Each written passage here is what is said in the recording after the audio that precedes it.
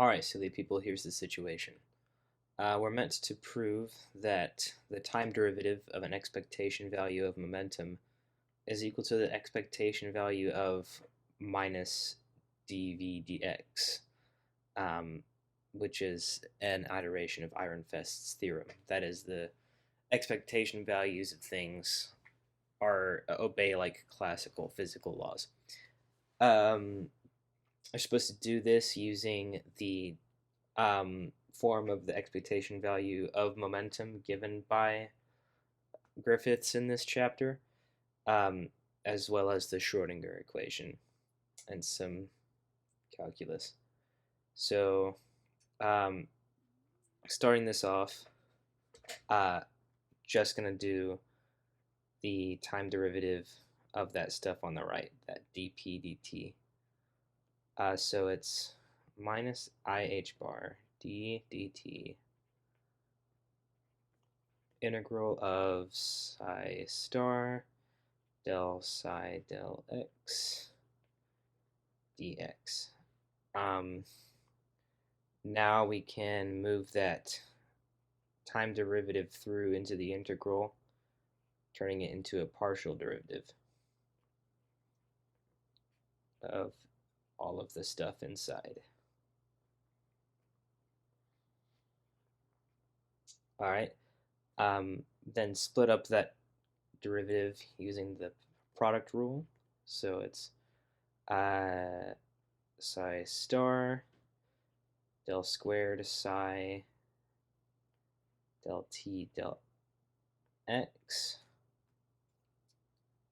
I wrote them in the order opposite of what I said them. And then del psi del x del psi star dt. Okay, that's all being integrated by dx. So it is a second order partial derivative. We're assuming that the wave function is well defined so that we can reorder the derivatives. I'm going to go ahead and do that. So you're actually looking at psi star del psi del, or actually it's del x of del psi del t, and same stuff over there on the other term.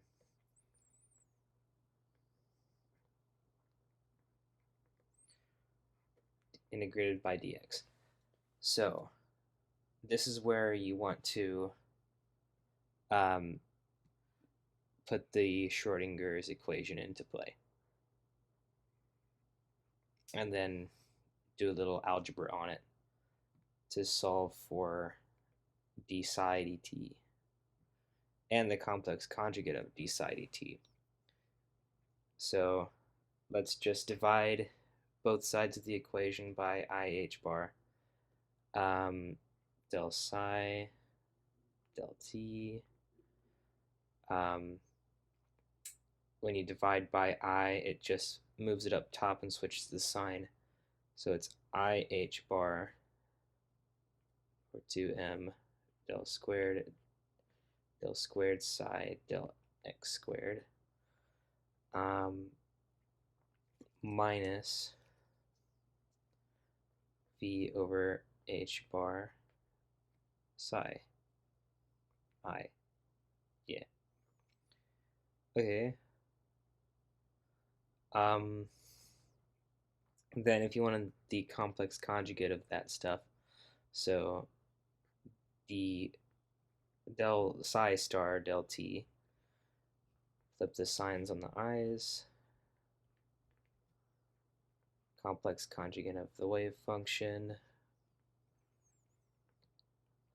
flip the sign on the I, complex conjugate of the wave function.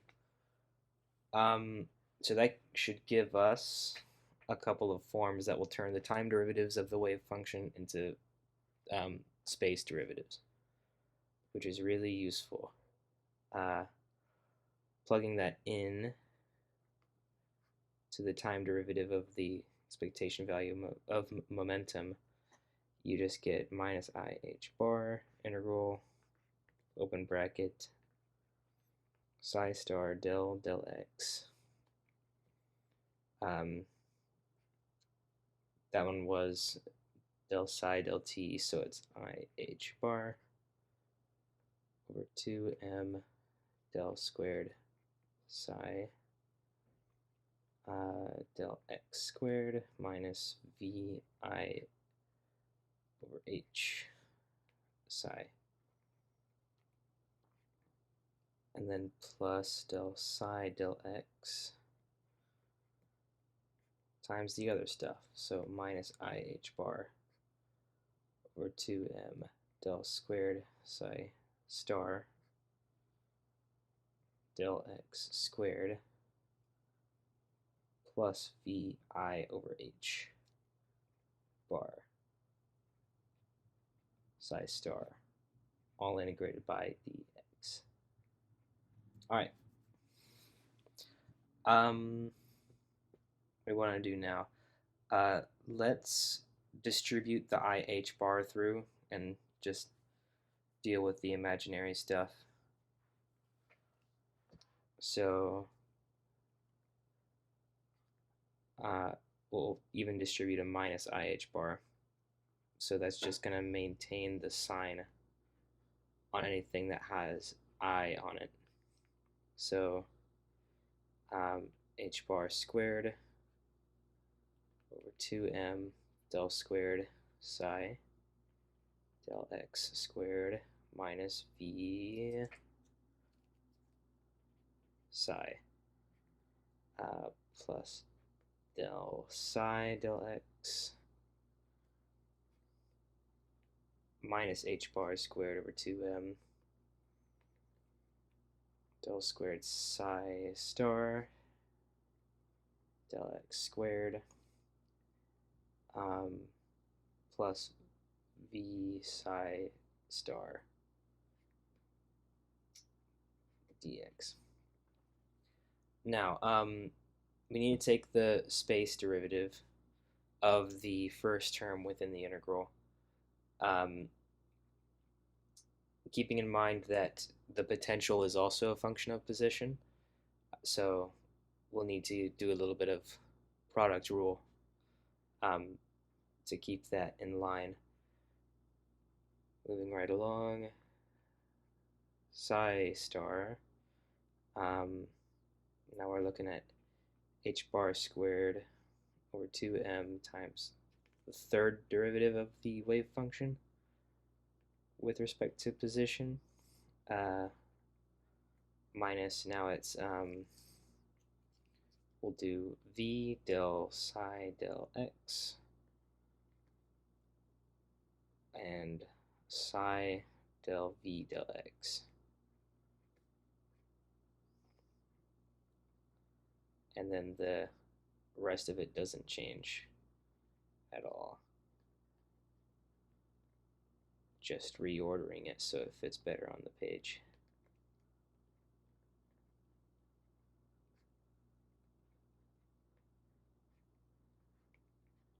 Cool. Now let's collect all the terms which have h bar squared over 2m attached to them, and all the terms that don't. So those end up being h bar squared over 2m. We have a psi star times a del 3 psi del x3 and a minus del psi del x del squared psi star del x squared dx. And then we also have, we got psi star v del psi del x plus psi star psi. Actually, those are both minus. Yeah. Psi star v del psi del x. Psi star psi del v del x. And then a positive del psi del x v psi star. Cool. Cool thing about that stuff on the right is that you have a psi star v del psi del x, and then the same exact term, except that should be minus now since we pulled the minus sign out. And the point is that they cancel, which is awesome. So this is the part of the problem that you'll actually get the solution from, because it's going to turn into minus the integral of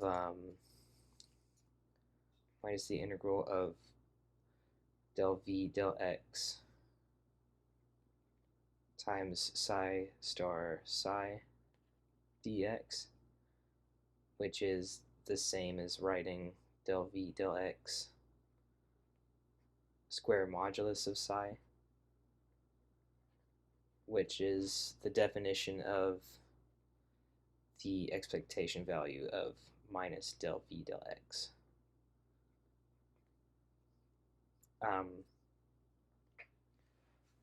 So then pretty much the rest of the proof is to prove to you that this stuff here is equal to 0. I'm going to do that by just a little bit of integration by parts. So, and it's going to be two different integration by parts happening simultaneously.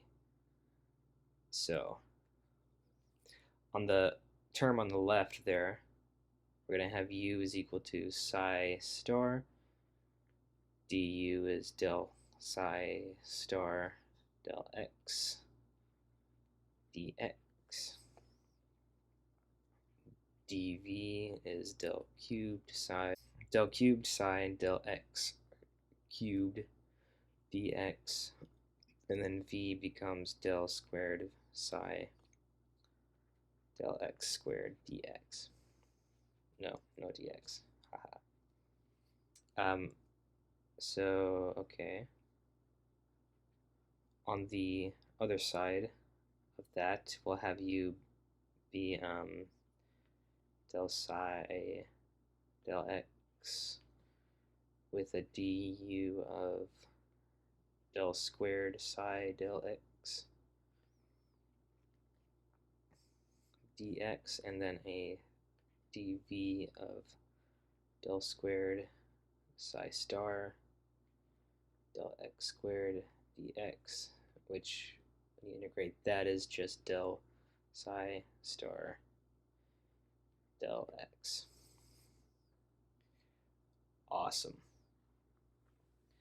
Then you do your integration by parts. It's uv minus v du. Putting it all together, dp dt is h bar squared over 2m uv. So first uv was psi star del squared psi del x squared. The second uv was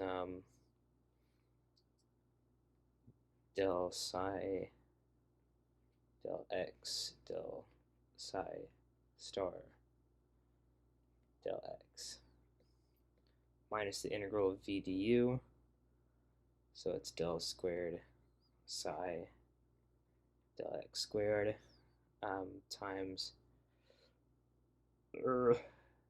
del psi star del x dx.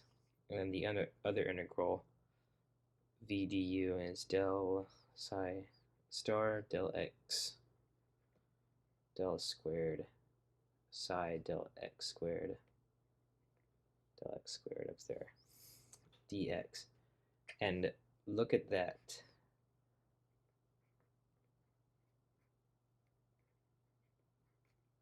Look at that. These two integrals are the exact same and have opposite signs, so they will cancel out.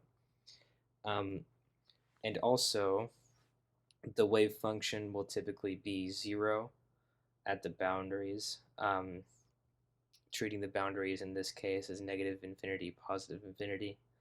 And so also their derivatives are 0 at those boundaries. So this is 0, this is 0, this is 0, this is 0, all when you evaluate at the boundaries.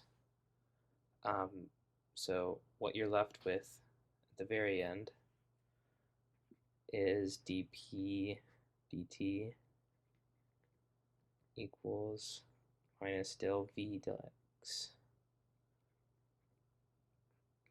which is Newton's second law.